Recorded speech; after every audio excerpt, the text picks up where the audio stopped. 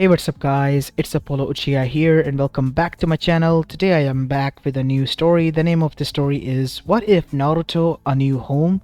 And yeah guys, it is an unscripted story and my own idea. And yeah, something quite different from the usual gritty and dark what ifs that I do. It's just, I want something like peaceful for once, a change. So yeah, for those who enjoy peaceful stories, this one is for you, I guess. So make sure you leave a like and subscribe to my channel and follow me on my other two channels as well. And without any further ado, let's begin with our today's story. Our story begins in Hokage office, where we see Hiruzen Sarutobi was seated and currently looking what was in front of him. Team 7, as Naruto Uzumaki has slammed the documents of the previous mission and was looking at him with a glare. What do you want, Naruto? I want you to give me a bigger mission. I'm done with this child's play. Please. What do you think, Kakashi? Said Hiruzen, looking towards their sensei who was standing behind with his arms folded. I think they're ready. More than ready, actually. For their first C-rank mission, that is. I see, but there are still some things that you need to learn, Naruto. I'm not gonna learn anymore. I learned enough. Naruto, said a third voice of reason, his academy sensei who was currently volunteering as the assistant of the Hokage. You know that Hokage-sama is doing this for your own sake. You are all rookies and genins.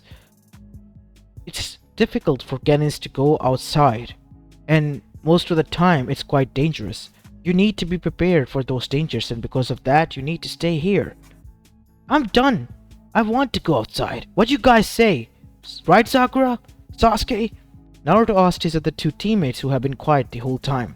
Sakura, the only girl of the team, looked a bit worried and tried to defuse the situation. I mean, I understand what you're saying, Naruto, but Hokage-sama is right as well. As on the other side, Sasuke just gritted his teeth and nodded in a brooding style. We want to go.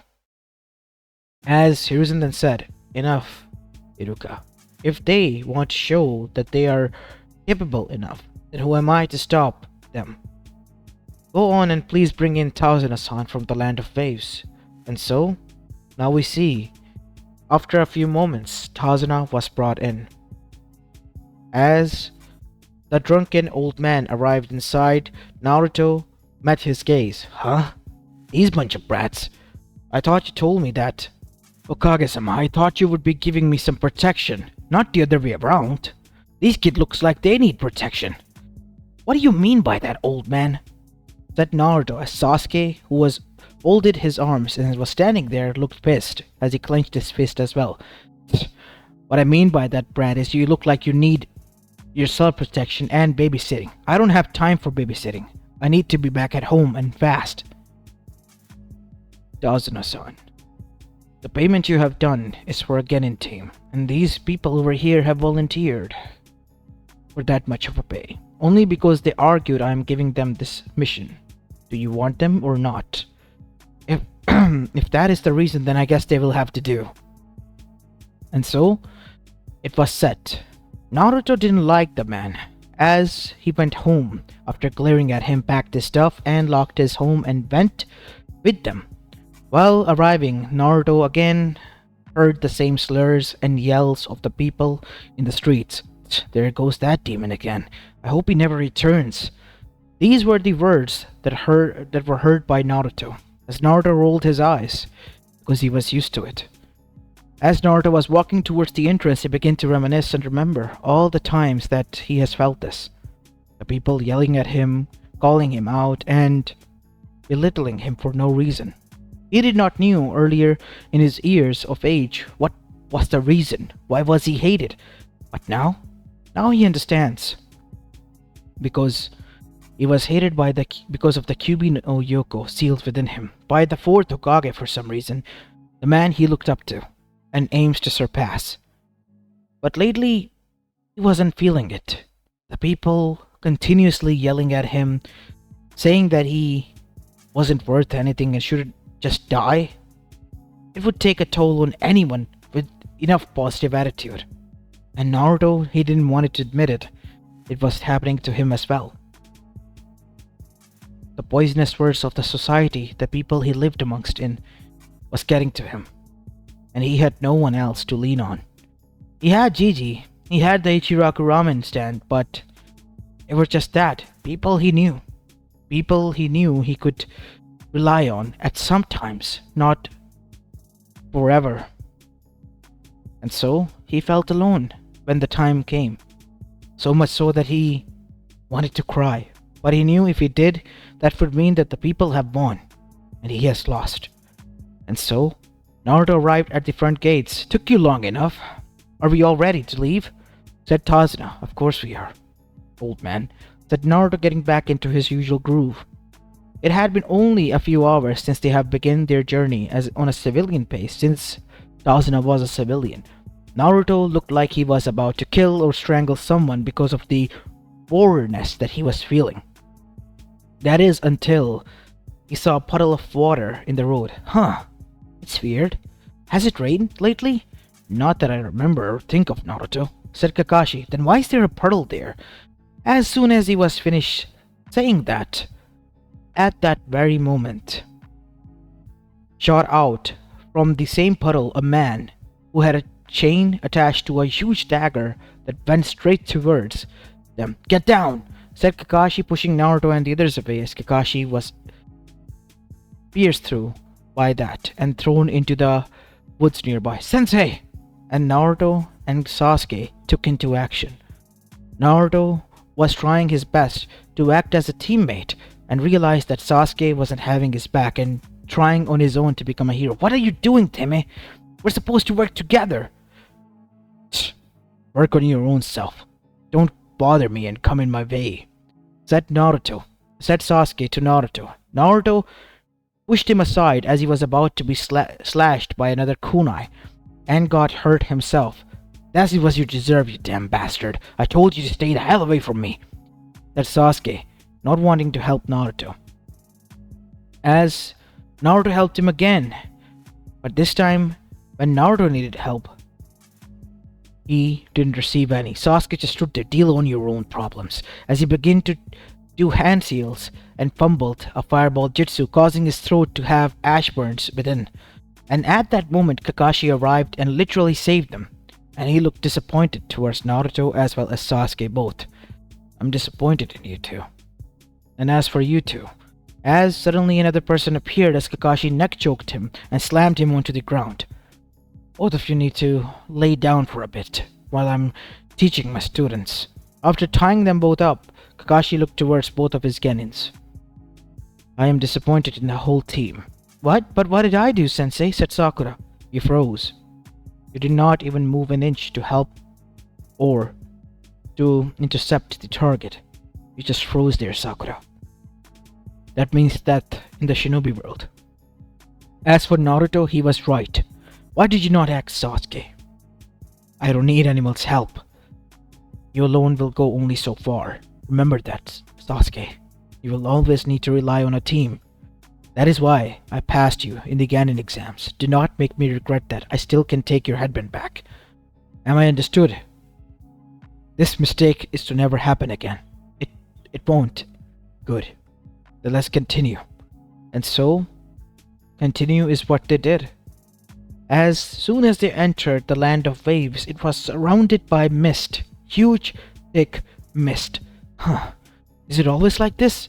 "No, it's weird," said Tazuna, who has been quiet since the previous events. And suddenly a wheezing sound was heard, as Kakashi immediately yelled, "Duck!" And so everyone did. As soon as they did, the blade, a huge one, was embedded behind them on a tree. And sitting on top of it was a figure whose face was covered in bandages. Or at least it tried to as much as it could.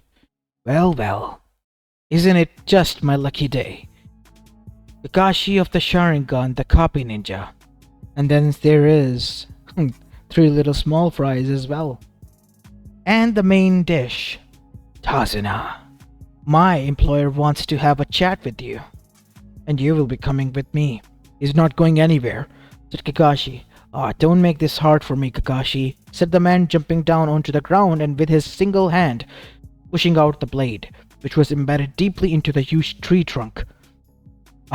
He said, pointing the huge blade towards Kakashi, am itching for a fight. For a few weeks. Do not be the one who I satisfy this on. We'll see about that. And so, both of them got into a battle stance and the battle began. Kakashi was able to dodge the blade strikes while also striking back, which was blocked by the huge blade as sparks erupted. As both of the shinobis jumped far away as Kakashi finally lifted his headband, revealing his Sharingan, shocking the three genin. And then he used exact same hand seals as the other, and both of them self-strapped in the water prison jutsu. Come on, Kakashi.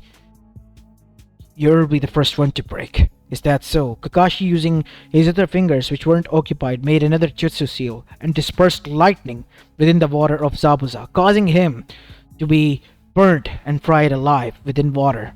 As because of that, his body began to smoke as well, and he was dizzy on his feet. And at that moment, a senbon needle hit from the woods into his neck, causing him to slump down onto the ground. As everyone stood there frozen. What the hell just happened? Said Naruto. As the others looked around, looking at Kakashi for answers. I didn't do that. As a hunter nin jumped down. Do not worry, I'm not here to fight. I've been hunting him down for a while now. I am a hunter nin from Kiri. I'll be taking him from here. Alright then.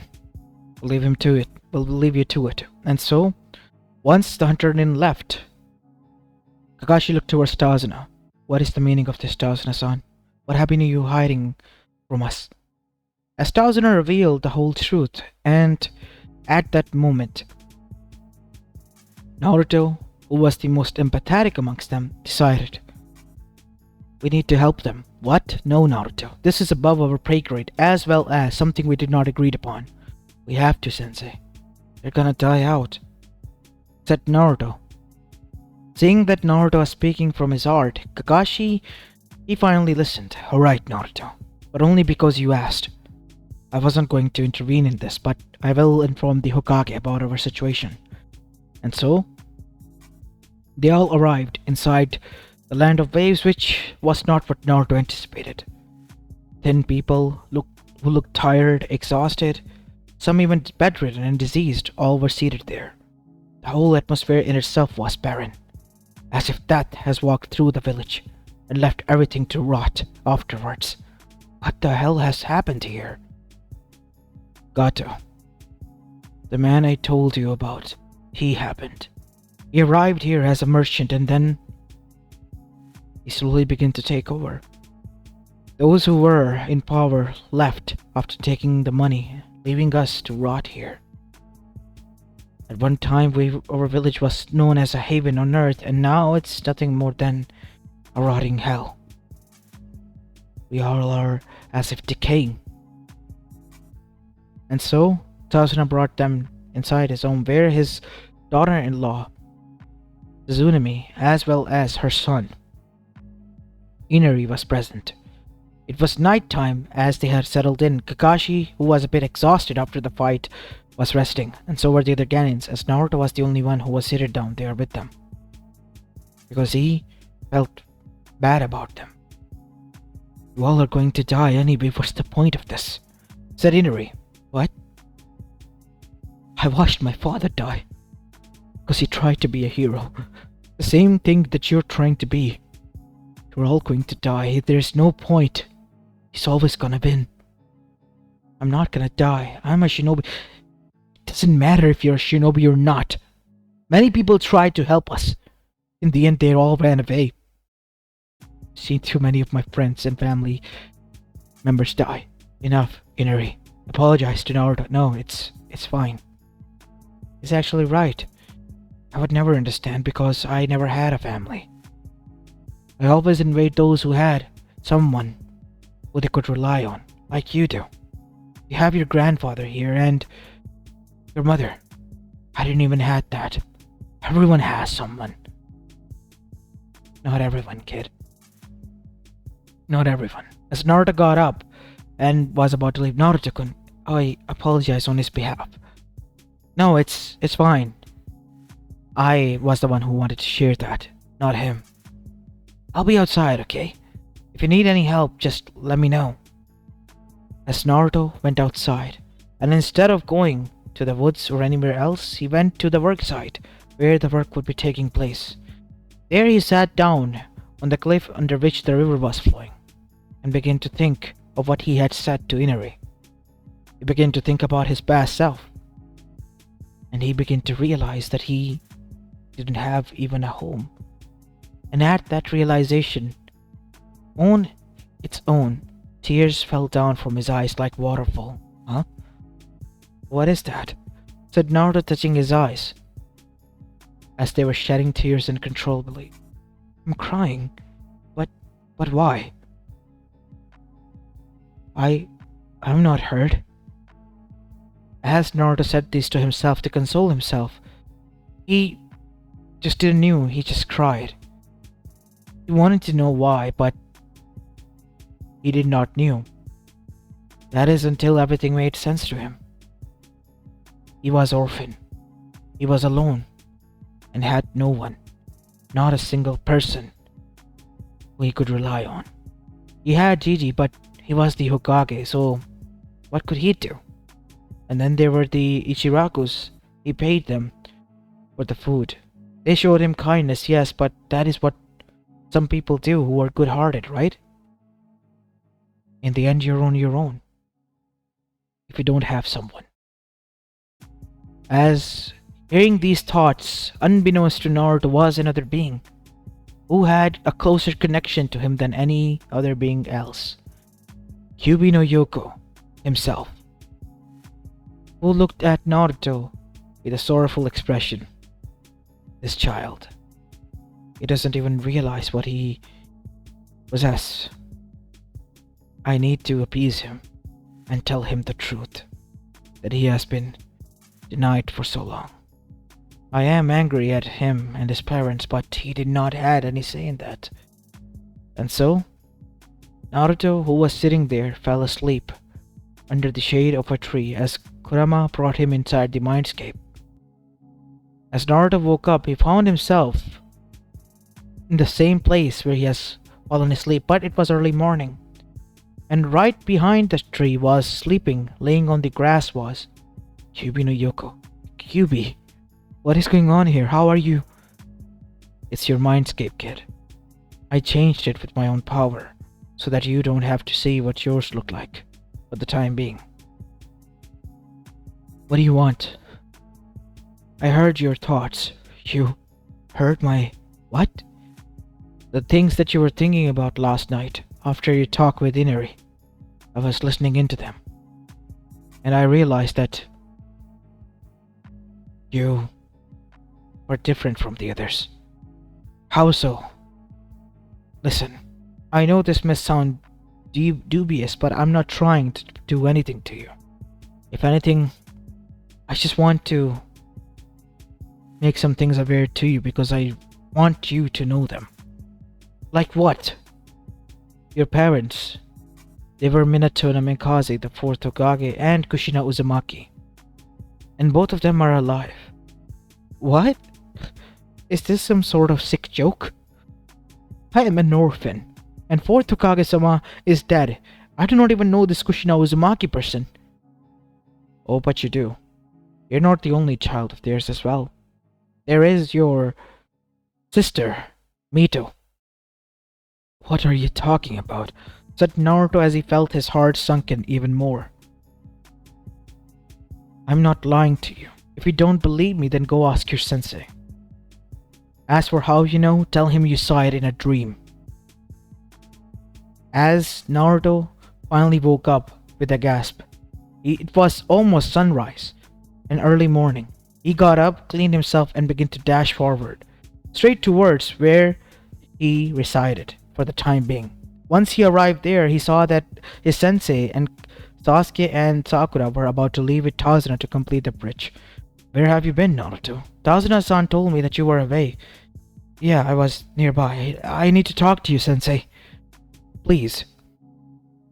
About what? Can it not wait? No, it's urgent. Please. Okay. Why don't you two go with Tazuna? I'll be with you when I am done with Naruto over here.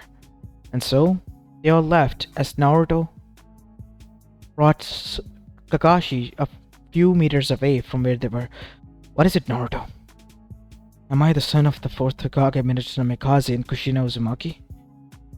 And do I have a sister known as Mito? Who told you that? Just tell me yes or no. I saw it in a dream. I saw it so vividly that I wasn't the only child. If that is what you say, then I believe you. It is the truth. Sensei, he has been away, hiding, so that the real Jinchuriki is to be protected. Then what am I? You were the decoy, Naruto. What? The decoy. The one who is left as a pawn to be used. As Naruto heard this, he grabbed his heart as if someone has pierced through him. He felt that much of a pain. Are you? I'm fine. Why me then? It was the only choice they had. They were gonna come back and what? Expect me to believe that nothing has happened? I believed everything that Konoha taught me. I believed in every word that Gigi had ever said to me. But lately I have been doubting him. Is he lying to me again like how he did to me all those years because of the QB? And now this begins to make sense. As Naruto took off his headband, "What are you doing, Naruto?" "I quit," said Naruto, handing him over the headband. "I don't wanna be a shinobi. I don't want anything to do with you and Konoha." "Wait, Naruto, you just can't." "No, I'm done." As Naruto, wiping his tears, then left, grabbed his stuff that he had packed, and turned towards a new direction altogether.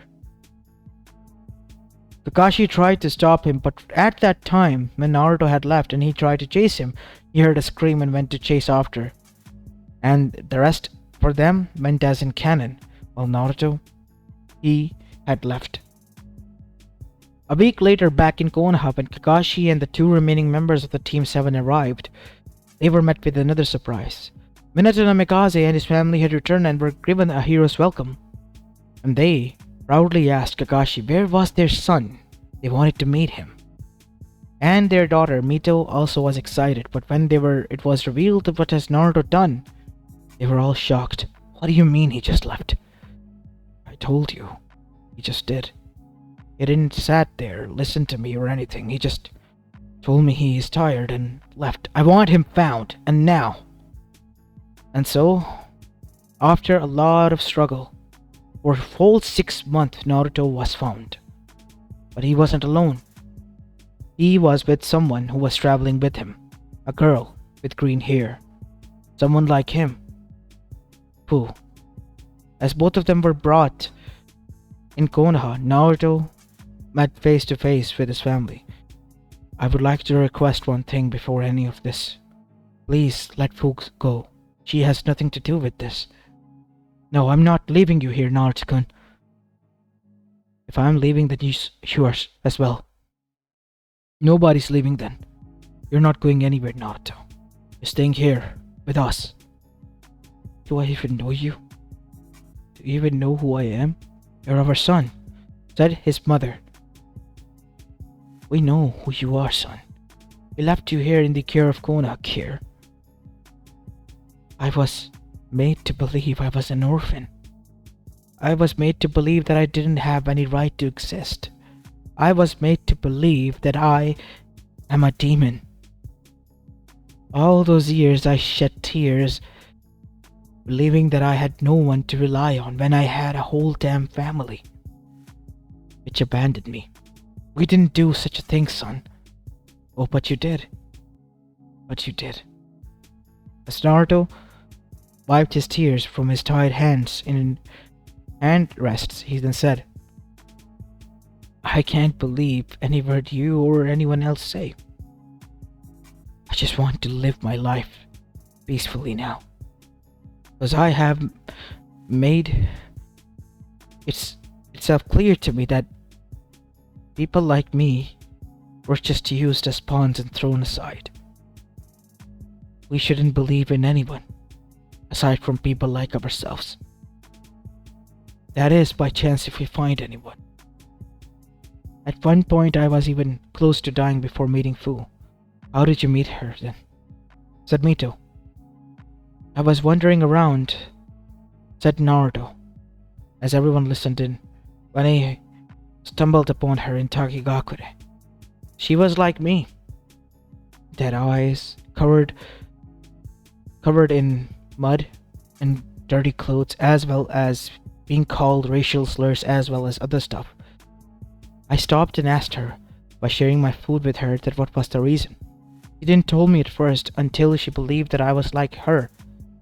And when I told her my side of the story, then she told me that she was the Jinchuriki. Our own parents kicked her out when she was 3 and has been living ever since in the woods. And her whole village hated her guts. There was nobody she could rely on. And from then onwards we have stuck together for a few months. 2 months, 8 days, and 16 hours, Naruto. Yes, exactly. As Naruto then said,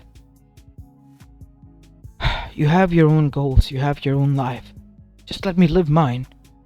After all, I'm not that important, am I? He said with a small smile on his face, with unshed tears in his eyes.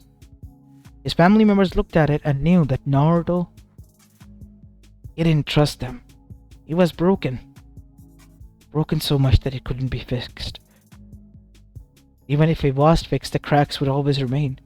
So, Hiruzen suggested it would be wise if we let him go, Minato.